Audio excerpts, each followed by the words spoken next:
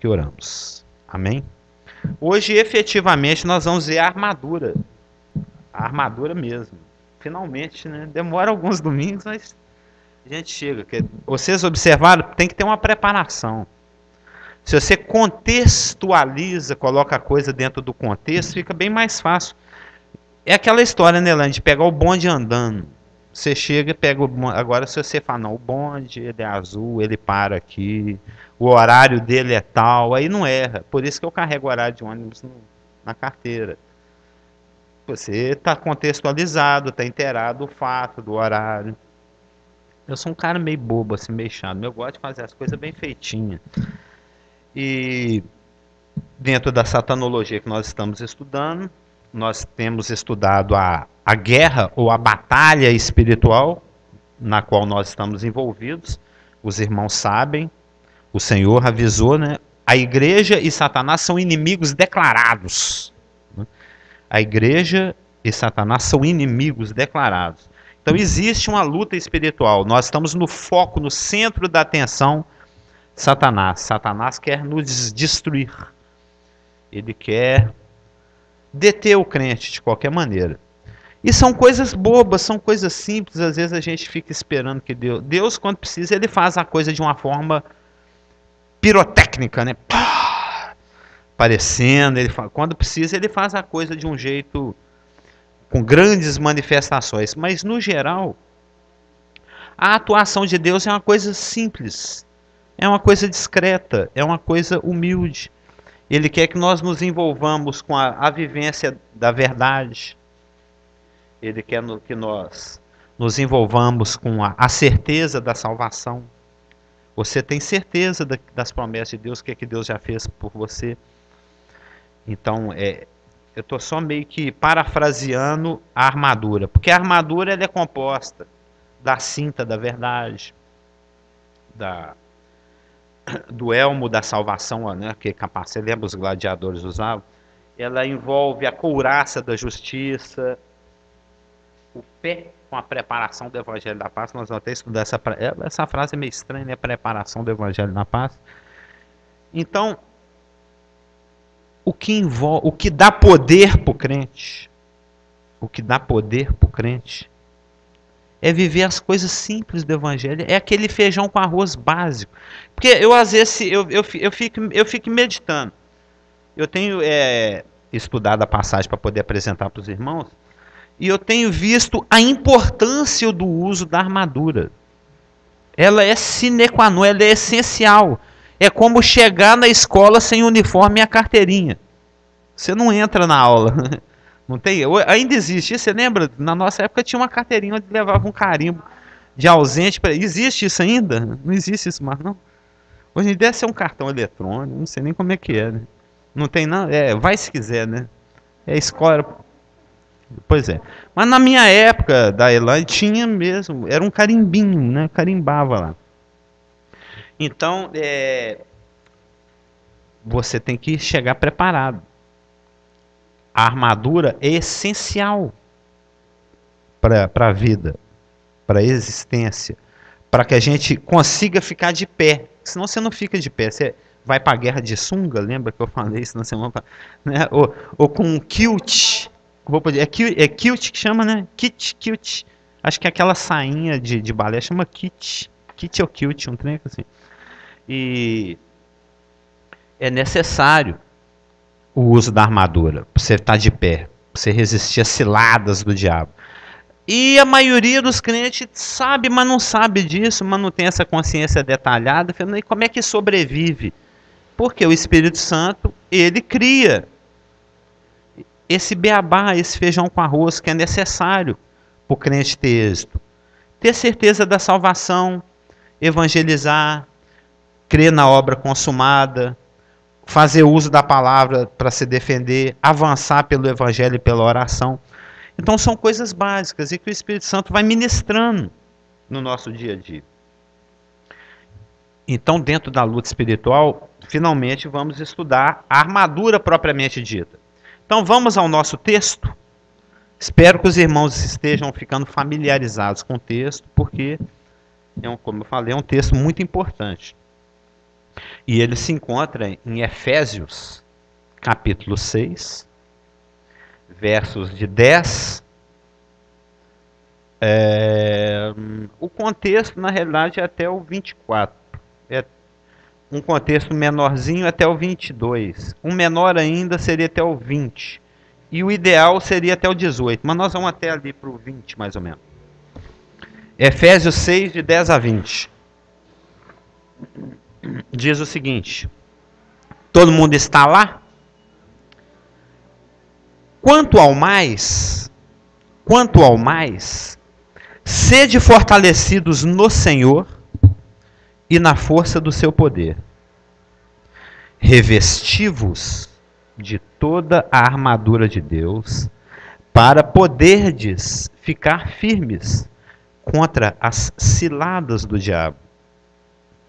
Porque a nossa luta não é contra o sangue e a carne, e sim contra os principados e potestades, contra os dominadores deste mundo tenebroso, contra as forças espirituais do mal nas regiões celestes.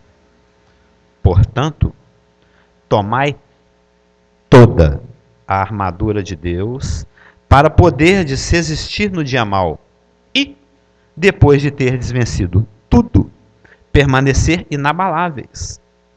Estai, pois, firmes, cingindo-vos com a verdade, vestindo-vos da couraça da justiça, calçai os pés com a preparação do evangelho da paz, embraçando sempre o escudo da fé, com o qual podereis apagar todos os dardos inflamados do maligno.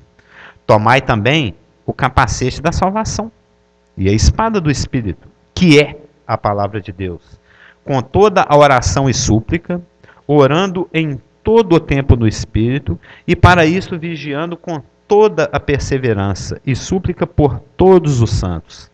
Amém, até que tá bom. Como tem pan aí nisso, né? Pan é toda, tudo, toda, pan. Muito pan. Pan. P-A-N. De pan-americano, pan, né? Pan é tudo. Panaceia, pan. Por aí vai. Nós vamos ver detalhadamente essa questão. Isso aí chama o princípio da integralidade, do integral. Nós vamos ver a questão daqui a pouquinho. Então vamos ao verso 10. Agora é a hora boa, né? A hora da exegese. É a hora que a gente pega palavra por palavra e a gente entende o texto, né? Verso 10. Quanto ao mais. Por que ele começa dessa forma? Quanto ao mais. Ele já veio falando outras coisas. A carta, evidentemente, é uma unidade. É porque isso é bom, facilita a gente dividir a Bíblia em versículos e capítulos. Já pensou? O pastor fala assim, e aí, irmãos, agora você acha aquela passagem que fala assim, porque entre o meu povo se acham perversos. Está lá em Jeremias, mas não é dividido em capítulo, nem livro, e nem... Já pensou você folhear aqui desde a primeira página, até chegar aqui na página 738, e o pastor esperando, e todo mundo procurando. E olha que dividido em capítulo e versículo tem uns irmãos meio sonolentos que custa achar. Isso porque está divididinho. Mas quando você pega a palavra de Deus, ela não tem essas divisões. Ela é íntegra. Então, o livro de Efésios, quando você chega... É como a Elaine, às vezes existe ainda carta. Chega carta pelo correio ainda. Tinha uma época em que a gente se correspondia com as pessoas por papel. Não era e-mail, nada disso, você não seguia nada. Você ficava esperando. Eu namorei, por exemplo, com uma menina lá em Rio Vermelho. Fica aí umas 2 horas, 3 horas de distância daqui. Então era assim, aquela expectativa, né?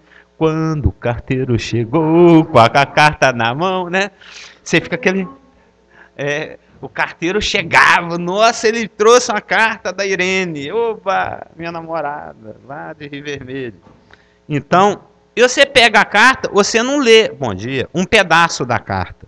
Você não lê só a introdução da carta, você não marca com lumicolo alguns trechos da carta. Todos poderiam sentar aqui para o lado de cá, hoje, por favor. É porque está tendo uma conversinha ali, para ele ter um pouco mais de privacidade. Então, o que eu estou citando aqui, que a carta de Efésios, ela é íntegra, ela é uma carta só. É algo para você ler do início ao fim. É tudo uma carta só. Então, esse princípio da integralidade, que tudo é completo, tudo é integral, atravessa toda a carta. Então, estamos começando agora, né? Quanto ao mais. Por que quanto ao mais? A Elaine falou, porque já tem sido falado outras coisas antes, né? A palavra aqui é loipou, né? Que seria finalmente, né? Conclusivamente, finalmente. Então, para passar a régua, é assim que começa o versículo 10, quanto ao mais. E por que ele está falando assim? Porque a carta de Efésios é uma carta só. A gente divide em um monte de pedacinho, mas é uma carta só, né? O assunto aqui do capítulo 6 tem a ver com o assunto do capítulo 5, que tem a ver com o assunto do capítulo 1, porque é tudo um conteúdo só. Nós é que dividimos para facilitar. Então, quando você abre a carta de Efésios, só repetindo, né, a gente vê que faz parte de um plano. Lá no capítulo 1, Paulo falou isso. No capítulo 2 de Efésios, Paulo mostrou que nós somos salvos em função desse plano, para poder participar desse plano. Aí no capítulo 3, o apóstolo, o Senhor, revela que nós participamos de um mistério chamado igreja, que é consequência desse plano. Então fazemos parte de um plano no capítulo 1, fomos salvos em função desse plano no capítulo 2 e fomos introduzidos em um mistério chamado igreja como consequência desse plano. Aí a gente chega no versículo 4. O versículo 4, partindo do raciocínio exposto no capítulo 1, 2 e 3, plano, salvo em função do plano, introduzido num mistério como consequência desse plano, aí ele usa o pois, observa no 4:1. Rogo-vos, pois. Tipo assim, já que a Elaine é tão boazinha com vocês, por que você pelo menos não lava a vasilha para ela? Entendeu? Ou seja, conclusivamente, face ao que foi exposto, ao que foi colocado, né, já que Deus nos colocou em um plano, já que Deus nos salvou para que participemos desse plano, já que fomos introduzidos a um mistério chamado igreja como consequência desse plano, ou seja, já que Deus fez tudo, eu rogo, pois, ou seja, já que Deus providenciou tanto, eu te rogo, eu te solicito, eu te admoesto, eu te ordeno, que você ande de maneira digna em relação a esse plano que você foi chamado, em relação a essa vocação para a qual você foi chamado. Que vocação é essa? De ser santo, de ser separado, de ser totalmente diferente de tudo e de todos e de todo o resto. Ser separado, santificado por Deus, para o uso dele. Então, rogo-vos, pois eu. Então, como conclusão disso. Então, partindo desse raciocínio, de que Deus já preparou tudo, ele chega a essa conclusão, ele faz essa solicitação. Então, já que você faz parte do plano de Deus, anda de acordo com esse plano, ande de uma forma digna. Aí, a partir do versículo 2, Efésios 4:2, indo até o 6:9, ele vai descrever. Resumidamente, ele vai nos instruir como é que eu ando de modo digno.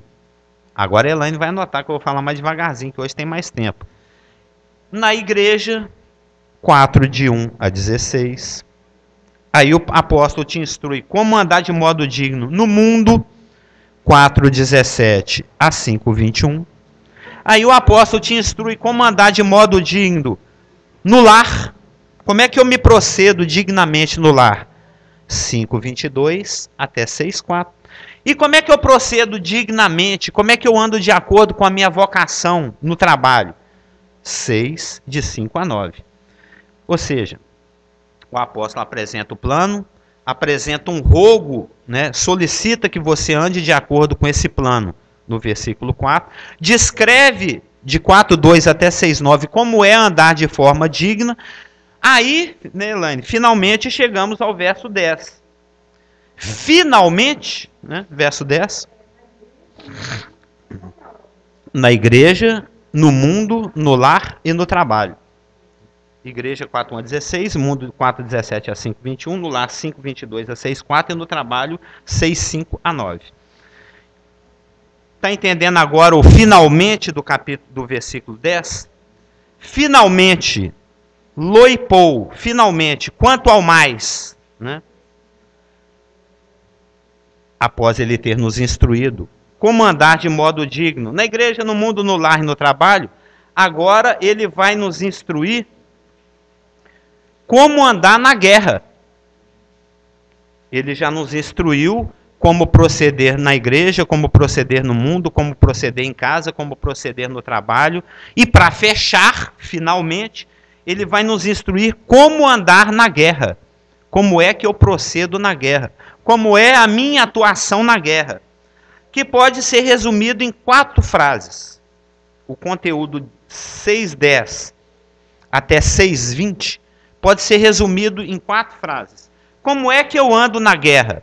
Fortalecido no Senhor, verso 1.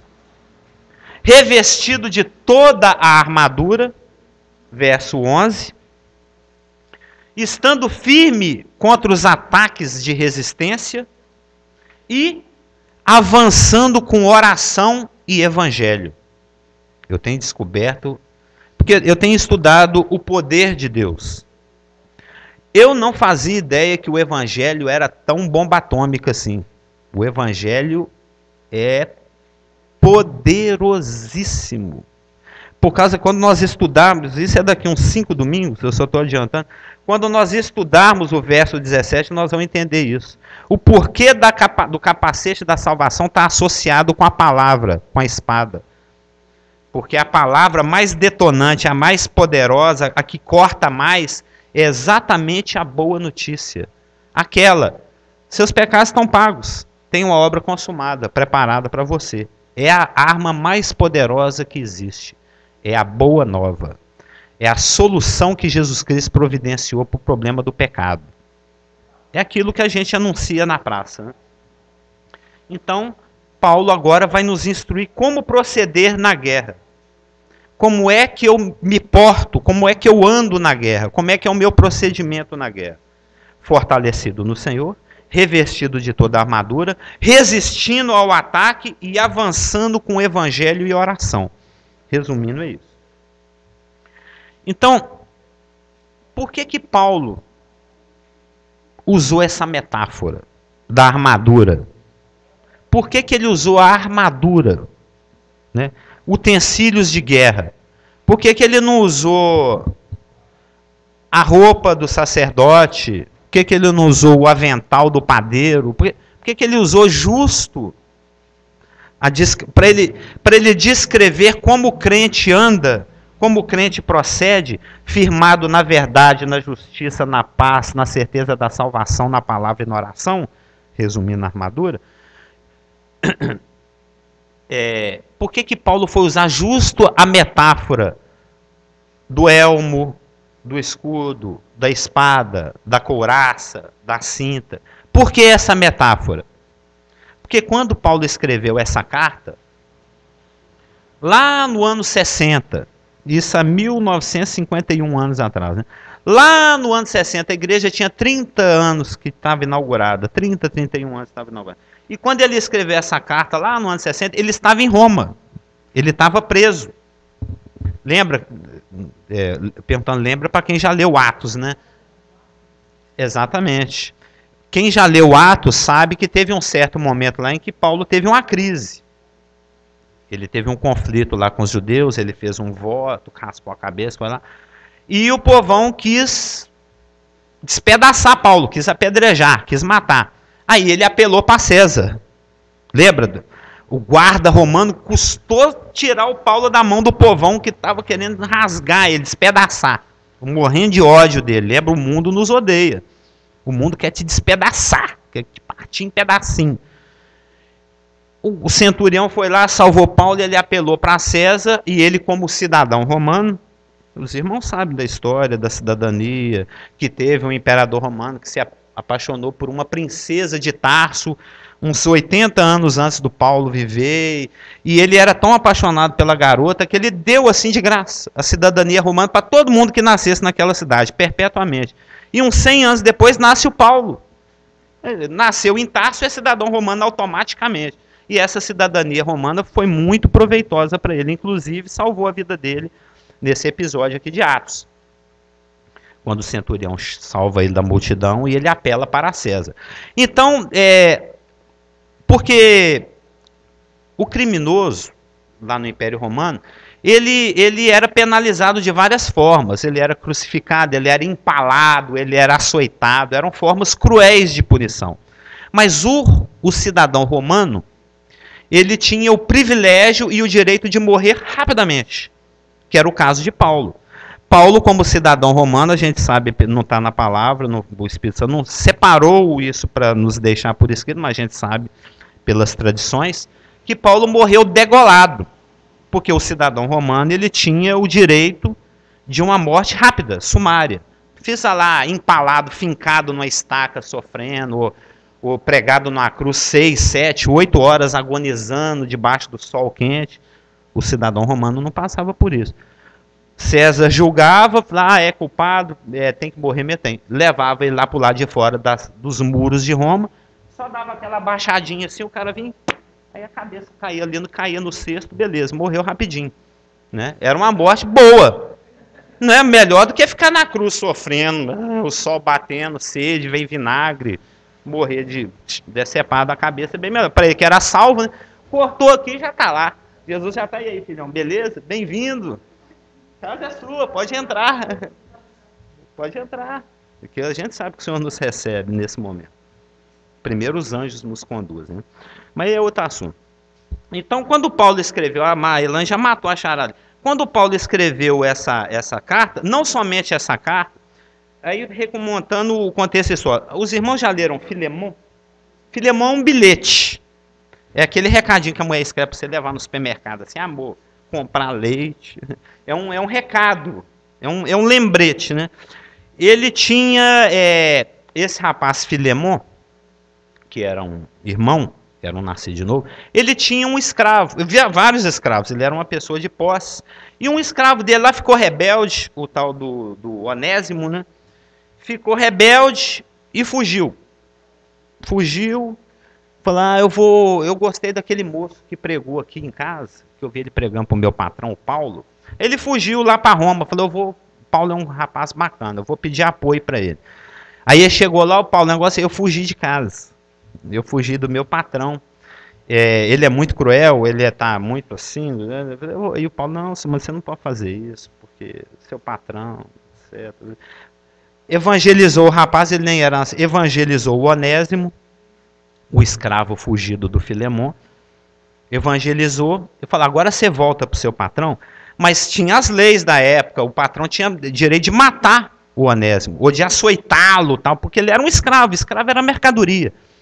Então, ele ia sofrer punições severas da parte do patrão dele, do senhor dele, o Onésimo. O Filemão ia bater nele, ia matar, fugiu. Aí o Paulo escreve esse bilhete, põe no bolso do Onésimo, falando, volta para o seu patrão e mostra esse bilhete, para ele, senão você vai apanhar.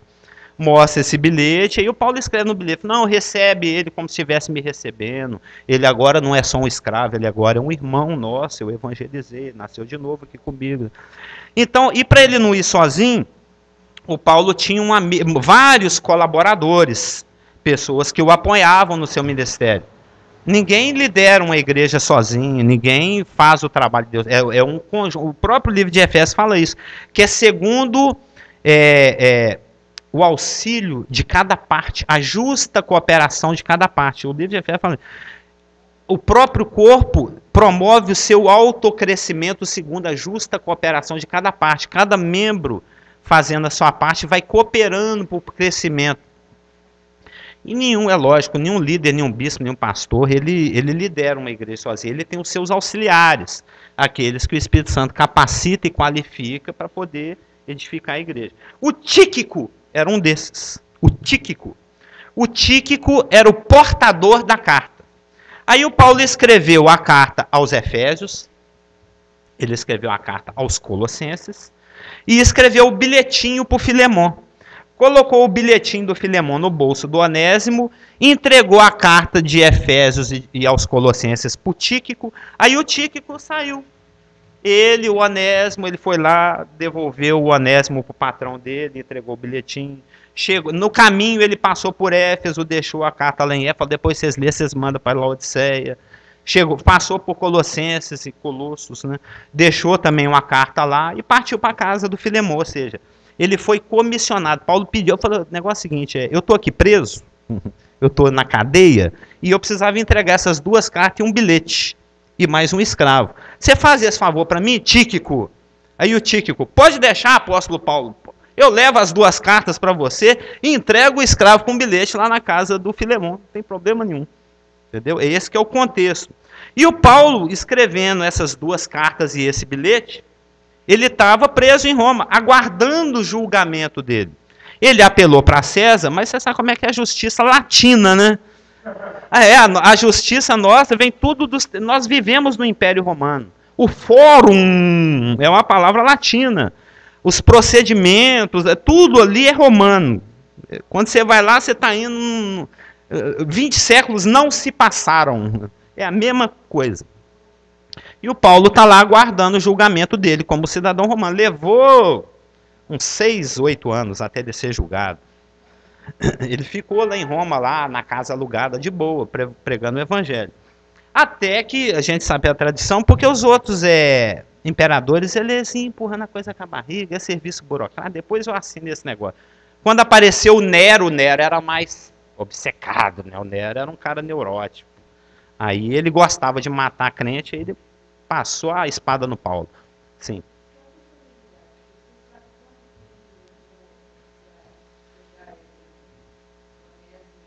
Não, mas é questão de dias. É questão de dias. Assim, 200, 300 quilômetros eles faziam rapidinho. Eu estava vendo sobre isso.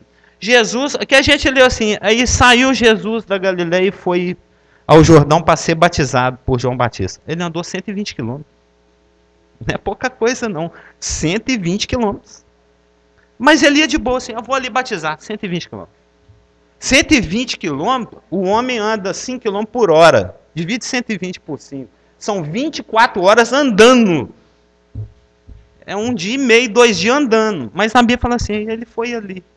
Mas pega a régua, o escalímetro e mede no mapa, você dá 100, 150, 200 quilômetros. De Jerusalém até lá na Galileia, uns 200, 300 quilômetros. Mas então Paulo está ali na prisão. A gente vê isso pela própria carta. 3:1, Efésios 3:1. Por esta causa, eu, Paulo, sou o prisioneiro de Cristo por amor de vós, gentios. Paulo está na cadeia. 4:1. Rogo-vos, pois eu, o prisioneiro no Senhor, que andeis de modo digno da vocação a que fosse chamado. 6:20. Pelo qual sou embaixador em elos. Elos de ferro, literalmente, né? Em cadeias, em correntes. Ele estava acorrentado literalmente. Pelo qual, o evangelho, né? Sou embaixador em cadeias, para que em Cristo eu seja ousado para falar como me cumpre fazê-lo. É engraçado, né? Embaixador é aquele rapaz que tem aquele terno Armani caríssimo, anda com aquele cravo assim, né? Quando chega todo mundo fez até pensa, né? Chegou o embaixador da Zâmbia. Aí chega todo vistoso, todo bonito. Para chegar a isso, você que é fazendo direito, faz advocacia, depois faz não sei o que, até prestar milhões, até você chegar a ser um embaixador, é muito estudo, é muita burocracia. É um cargo altissimamente qualificado, de extrema honra. E o embaixador do próprio céu de Jesus, que está lá na cadeia. Você vê como é que as coisas do mundo e espiritual são completamente diferentes. Uma das pessoas mais dignas está lá na cadeia, preso, sofrendo, passando fome, passando aperreios, como se diz no Nordeste. Né? Então, ele ficava algemado a 2 guardas. Eu fico com dó do guarda. Né? Porque depois a gente vê por Romanos, a gente sabe a tradição, que o número de guardas que se converteram no palácio de César foi enorme. Enorme. Porque essa guarda se revezava a cada 6 horas. Então, a cada 6 horas tinha 2 ouvidos novos para o Paulo ficar falando. Os caras dizem, não, o cliente é chato demais. Mó rabo foguete ficar com esse cara, ficar algemado num crente falando, blá, blá, blá, blá, você sabia que Jesus Cristo morreu por você. Blá, blá. Você acha que ele ia perder a oportunidade? Paulo não perdeu. A cada 6 horas, 2 pares de ouvidos novos para ele ficar pregando. Algemado, literalmente em elos de ferro, tá aqui em 6.000. Então ele tá lá, tem que escrever umas cartinhas, 2 cartas e um bilhete. Eu falei, precisando de uma metáfora aqui para exortar os irmãos a batalhar essa guerra. Aí ele olha para o lado, tá lá aquele soldadão romano com couraça, elmo. Né? Falei, gostei. Vou usar a figura da armadura romana para exemplificar, para ilustrar, para colocar em metáforas aquilo que é necessário que o crente faça na hora que estiver guerreando. Apoiado na verdade, na justiça, na paz, na salvação, no evangelho. Então, é bem possível que observando, né, e ele tinha bastante tempo para observar, né, que observando aqueles 2 soldados romanos algemados a ele, é que ele tenha tido essa ideia de usar essa metáfora. Mesmo porque essa metáfora ela não é novidade. Ela já vem sendo usada em várias passagens do Velho Testamento, entendeu? Em Isaías, fala a respeito do capacete da salvação. São metáforas que já foram usadas no passado. Ele só está fazendo uma adaptação. Em Isaías 11:5, em Isaías 49:2, em Isaías 59:17, o profeta Isaías já havia feito metáforas parecidas. Então ele faz o Espírito Santo usa o apóstolo Paulo para meio que fazer uma mescla das metáforas que o profeta Isaías já tinha usado há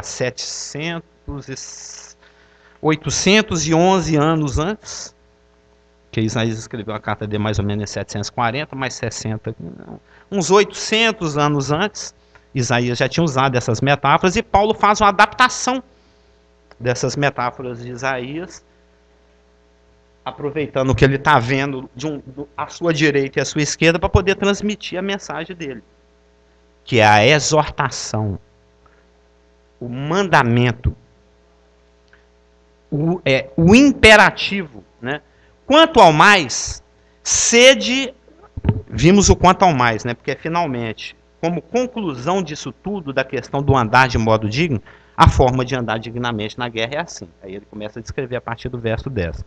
Quanto ao mais, sede fortalecidos no Senhor e na força do seu poder. Teólogo é um bicho bobão, né? Teólogo é um bicho bobão. Ele gosta de ficar brigando por questões de particularidades. Mas é fortalecei-vos ou sede fortalecidos. Né? Sede fortalecidos está no passivo. Fortalecei-vos já está na construção, né, na conjugação média.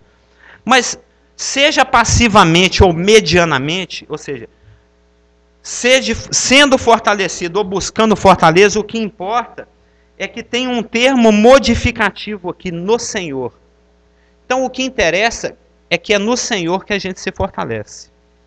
É no Senhor que a gente se fortalece. E esse verbo é um verbo complicado.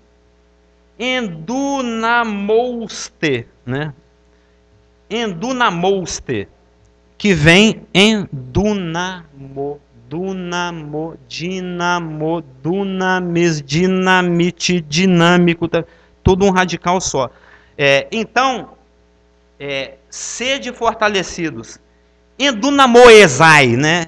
Fique cheio de dinâmica, fique cheio de dunamis, dinamite-se, fortaleça-se, energize-se, endunamize-se no Senhor.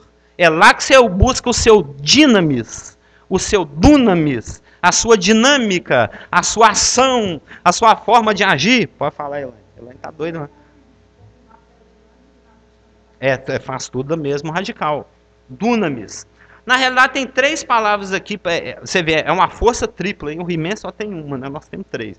Você tem o Dunamis, o Kratos e o Ixus. Você tem o Dunamis.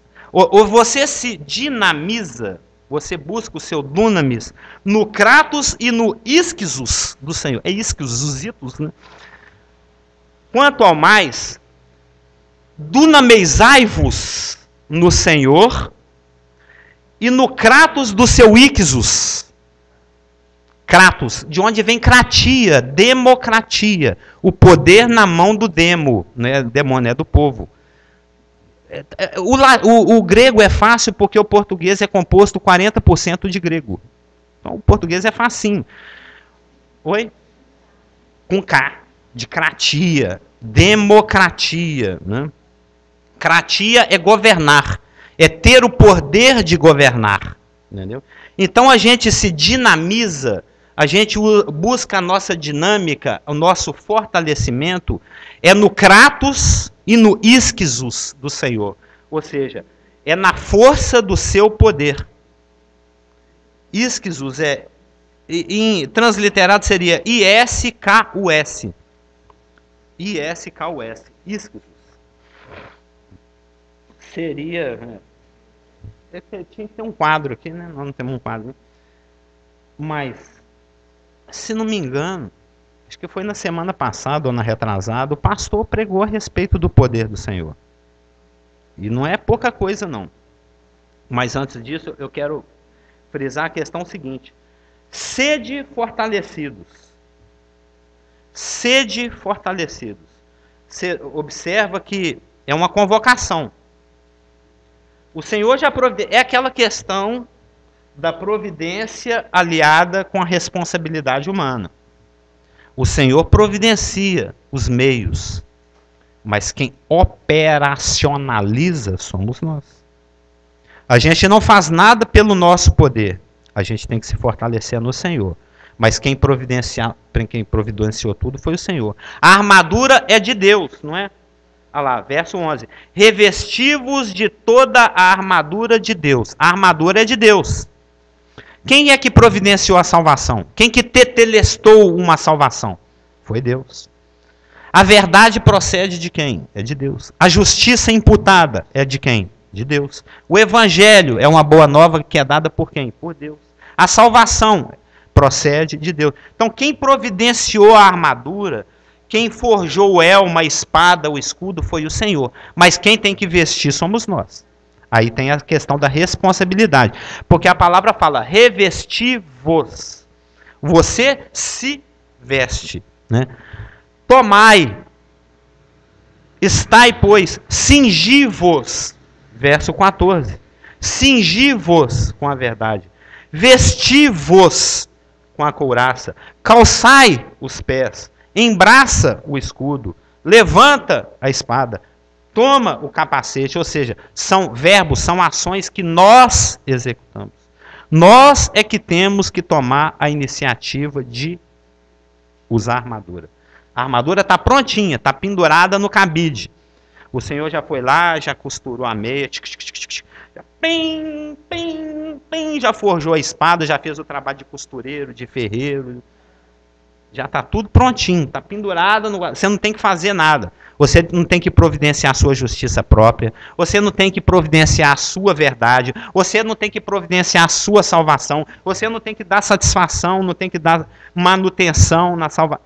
Já está tudo preparadinho, prontinho. Você só tem que se vestir. Você vai lá no guarda-roupa e pega e veste. Porque já está pronta. Você não tem que fazer uma nova. Revesti-vos é uma...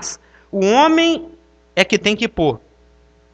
A responsabilidade operacional é nossa. Mas quem providenciou foi o Senhor. Entendeu? E revesti-vos de toda a armadura de Deus.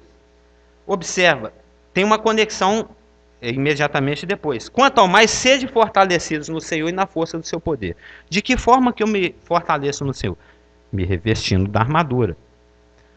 Agora é o princípio da integralidade. Mas eu escolho as partes da armadura que eu quero usar? Eu escolho. Por exemplo, eu não gosto de andar descalço, porque tem um monte de pedrinha no chão, então o capacete, o calçado eu vou pôr. Mas o capacete eu não vou pôr, eu não gosto, fica abafando a cara. Eu detesto boné, Carlos, eu detesto boné, detesto capacete, eu não gosto daquilo, fica te abafando. Você quando coloca um capacete, dá uma claustrofobia, aquilo é horrível, sem suar que fica... aquele suor retido nos seus bulbos pilosos, aquilo vai potencializando a queda capilar, você vai ficando careca, quem usa boné fica careca, eu não quero ficar careca, eu não gosto de capacete, mas nesse caso eu tenho que usar, porque você tem que usar toda a armadura. Eu não gosto de mexer com espada, tem que usar. Você não pode pegar algumas partes da armadura e usar, e outras partes não. Só o que eu gosto, o que eu quero, o que me é conveniente.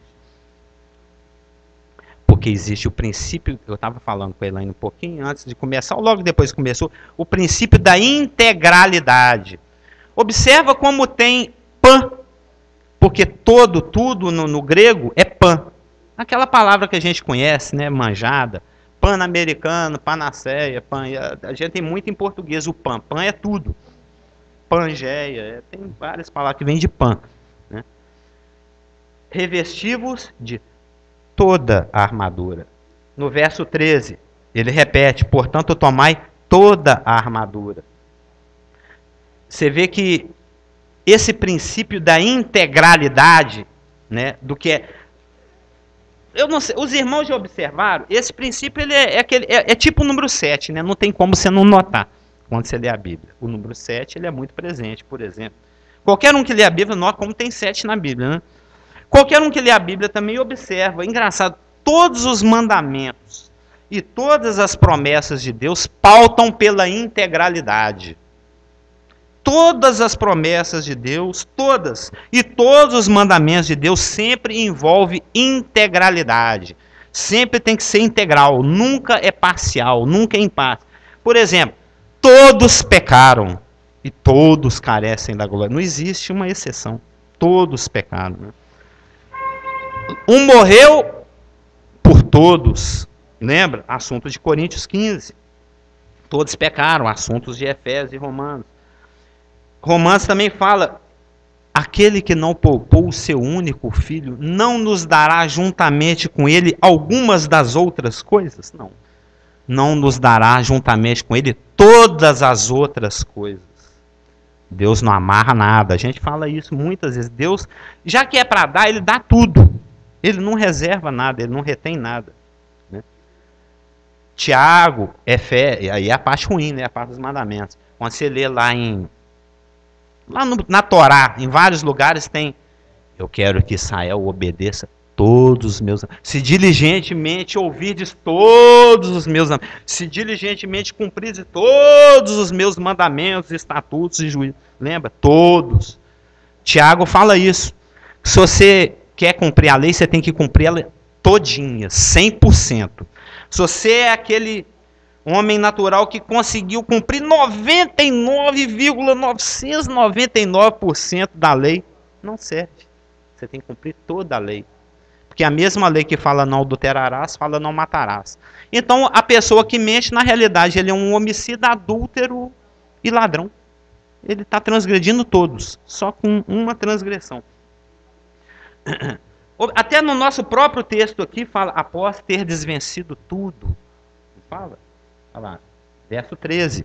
Você usa toda a armadura para poder resistir no dia mau e depois de ter vencido tudo. Com o escudo da fé, você apaga todos os dardos inflamados, não alguns, não os da chama azul e os da chama amarela, não. Todos os dardos inflamados.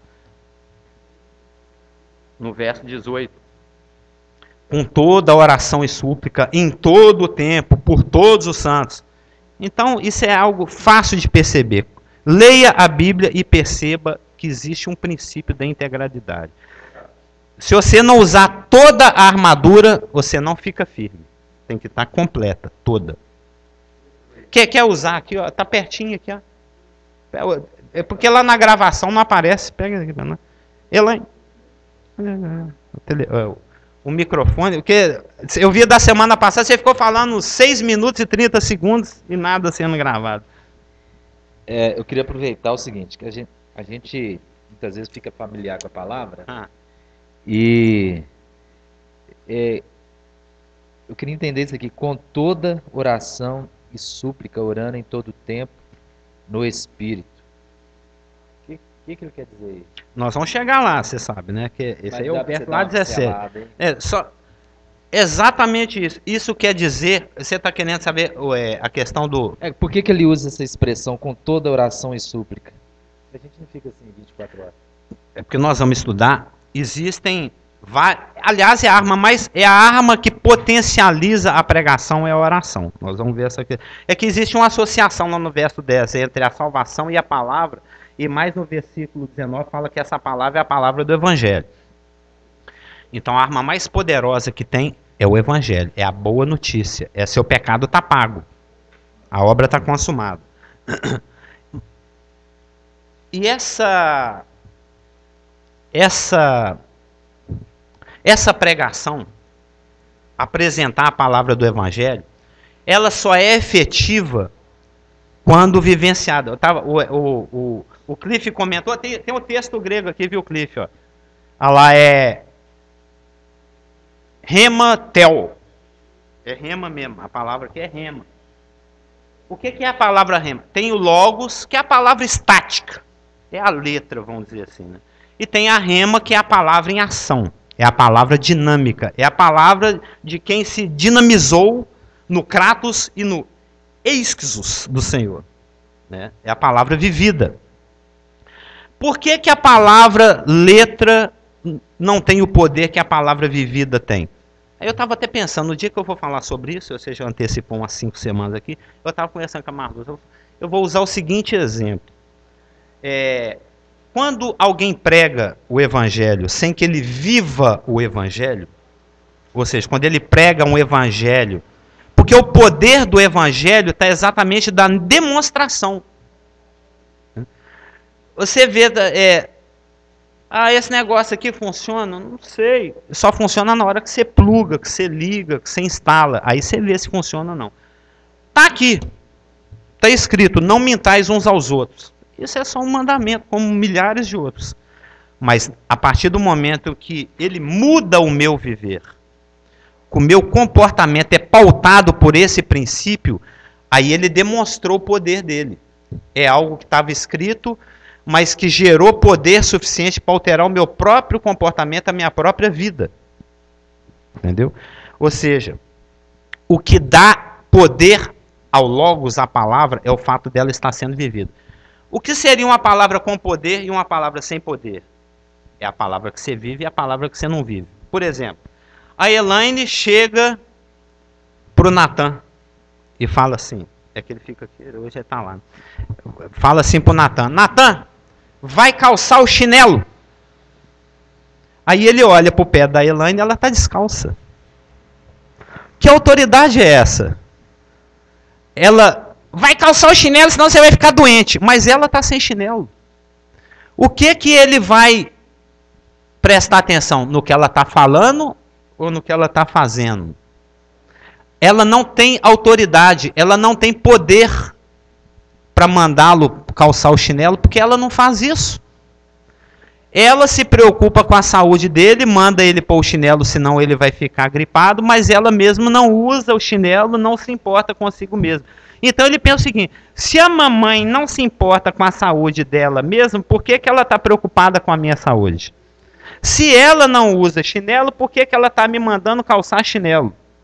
Ou seja, se ela chegasse para o Natan e mandasse ele calçar o chinelo usando o chinelo, a ordem dela teria a força do exemplo dela. Aí a palavra que ela estaria dando teria autoridade, teria poder. Então a palavra que você rema, que você vive, o logos que você rema, que você vive, que você permite que o Espírito Santo transforme em obras na sua vida, que a fé sem obras é morta, aí a gente cai em Tiago, aí é uma palavra com poder. Então quando o Senhor fala assim, para você estar orando todo o tempo no Espírito, com toda oração e súplica, aí nós vamos ver as particularidades da questão da oração. Nós dar um briefing de oração, né? Um estudinho rápido. Mas a questão aqui não é uma questão de integralidade, que você tem que ficar integralmente o tempo todo orando. É que você tem que estar integralmente o tempo todo disponível para orar. Você está em stand-by. Aqui não é ficar ligado o tempo todo, é estar na tomada com a luzinha vermelha de prontidão acesa, para no momento que o Espírito Santo precisar acender, ele acende rapidinho. Você está sempre disponível, sempre pronto para orar, sempre aberto à oração, sempre com a agenda disponibilizada para o Espírito Santo. Se você precisar, você me chama, tá? E ele vai chamar. Orar todo o tempo no Espírito é isso, é estar disponível todo o tempo ao Espírito para que ele te use, para que ele te convoque, para que você ore. Amém? Semana que vem a gente vai dar, que agora nós vamos ver, é bom que os irmãos se familiarizem com Efésios 6, de 10 a 20, porque nós vamos ver aqui, palavra por palavra, se possível, tentar entender cada expressão desse texto, porque é algo necessário. Sem armadura, nós vamos apanhar. Sem armadura, nós vamos fracassar. Sem armadura, nós não vamos ficar de pé. Eu até achei que ia dar tempo hoje, mas nós vamos ver que é necessário porque a gente fique em pé, firme, contra as ciladas do diabo. E a palavra aqui no grego é metodeias, de onde vem método. Satanás é metódico. Lembra que eu falei? Ele é metódico. Ele capricha para te matar. Ele faz uma coisa bem planejadinha, bem articulada, bem escritinha, bem desenvolvida. Um script, ele é metódico. Ele é muito mais metódico que muitos de nós. E não deveria. O Senhor faz um comentário desse no Evangelho. Que às vezes os filhos das trevas são mais sagazes do que os da luz. Traduzindo, o crente pangua demais. Ele dá muita bobeira, ele vacila demais, ele tem que ficar mais esperto. Oi? Claro. Encerramos, né? Rapidamente. Aí você falou assim, seria correto então afirmar que a providência de Deus foi dada. Sim. A provisão. A provisão, a providência. Sim.